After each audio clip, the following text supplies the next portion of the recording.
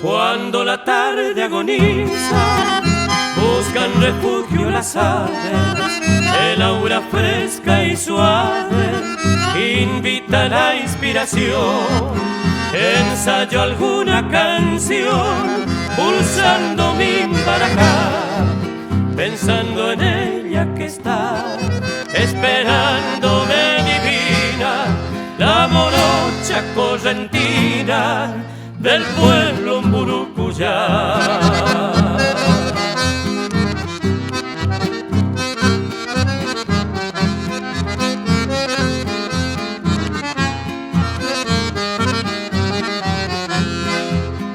Envuelto en la soledad, voy galopando constante, henchido mi pecho amante por el ansia de llegar.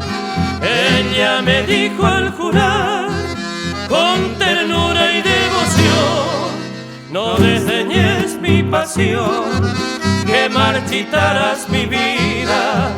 Soy la sumisa cautiva de tu gaucho corazón.